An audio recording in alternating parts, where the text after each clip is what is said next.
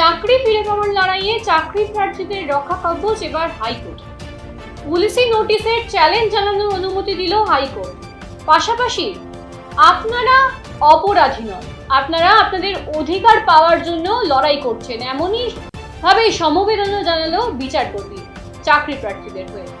যে বিকাশ ভবন অভিযান হয়েছিল তার পরিপ্রেক্ষিতে আমাদেরকে একের পর এক হ্যারাসমেন্ট করে চলেছে এবং থানায় ডেকে পাঠানো হচ্ছে। তার সাথে সাথে West Bengal board of secondary এডুকেশনের তরফ থেকেও বারবার শোকজ নোটিশ পাঠানো হচ্ছে।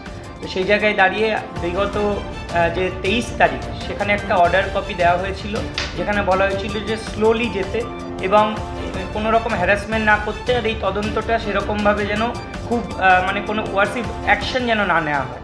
তো সেই জায়গায় দাঁড়িয়ে আমরা আজকে আবেদন জানিয়েছিলাম যে আমরা এমনি একটা ডিপ্রেশন অ্যাংজাইটির মধ্যে দিয়ে যাচ্ছি, যেখানে দাঁড়িয়ে সবসময় মামলা নিয়েই আমাদের থাকতে হয়।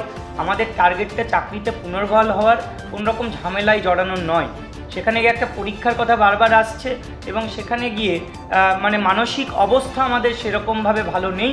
তো আমরা আবেদন জানিয়েছি যে এই কেসটাকে যেন ডিসমিস করা হয়, হ্যারাসমেন্ট যাতে না করা হয়, নতুন কাউকে যেন আর এরকমভাবে নোটিশ সার্ভ না করা হয়। এবং আমরা কিছু গাফিলতিও তুলে ধরেছি, যেখানে দেখা যাচ্ছে যে কেউ ওই দিন প্রেজেন্ট ছিলেন না, কোনো একজন, তাকেও নোটিশ সার্ভ করা হয়েছে এবং রাত 9টার সময় বলা হচ্ছে নোটিশের কথা এবং সকাল বা দুপুরবেলা 12টার সময় তাকে ডেকে পাঠানো হচ্ছে পরের দিন। আবার সকাল 6টার সময় নোটিশ ইস্যু করা হচ্ছে, ওই দিনই আবার দেখা করার কথা বলা হচ্ছে। তো এরকম ধরনের যে ঘটনাগুলো ঘটছে সেগুলো আমরা অনারেবল জাজের কাছে তুলে ধরেছিলাম। আমরা আলটিমেটলি চেয়েছি যে গোটা এই যে ইনভেস্টিগেশন এটা কমপ্লিট করে ইমিডিয়েটলি যেন এই কেসটাকে ডিসমিস করা হয়, আর কোনোভাবে হ্যারাসমেন্ট না করা হয়। বক্তব্য ছিল যে সরকারি দুর্নীতির জন্য আমাদের চাকরিটা গেছে, তো আমরা প্রতিবাদ করেছিলাম যে আমরা যোগ্য হয়েও আজকে রাস্তায় কেন। সেই প্রতিবাদ করতে গিয়ে আমরা যে 15 তারিখ বিকাশ ভবন অভিযান করেছিলাম, সেখানে আমাদেরকে কেস দেওয়া হয়েছিল।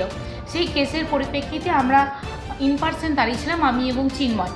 সেখানে যে অর্ডার আমরা পেয়েছিলাম, সেই অর্ডারকে ভায়োলেট করে বারংবার আমাদের প্রত্যেকটা ডেটে আমাদের বিভিন্ন ক্যান্ডিডেটকে, বিভিন্ন শিক্ষক শিক্ষিকাদের নোটিশ দেওয়া হচ্ছে, তাদেরকে পুলিশ স্টেশনে ডাকা হচ্ছে এবং তাদেরকে জিজ্ঞাসাবাদ করা হচ্ছে। একটা নোটিফিকেশান হয়েছে নতুন করে পরীক্ষা দেওয়ার, দ্বিতীয়ত রিভিউতে আমরা চাকরিতে ফিরবো কি না সেই নিয়ে মানসিক একটা অশান্তিতে ভুগছি।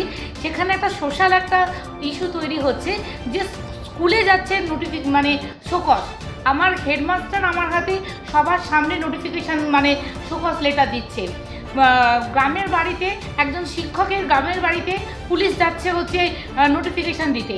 এই যে সোশ্যাল ইস্যুগুলো হচ্ছে, এক তো আমরা চাকরিহারা, তারপরে এই সোশ্যাল ইস্যু। তো আমরা এটা আজ জাজের কাছে তুলে ধরেছিলাম। তো উনি দুটো পন্থা বলেছেন যে যেহেতু আমরা দুজন আগের দিন ইন পার্সন হিসাবে দাঁড়িয়েছিলাম, তো আমরা সবার হয়ে কথা বলতে পারি না।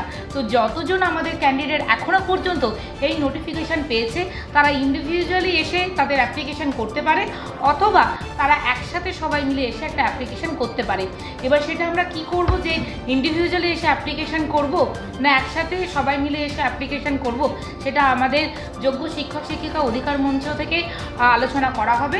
তারপর সেই ডিসিশন নিয়ে আমরা অ্যাপ্লিকেশানটা করব।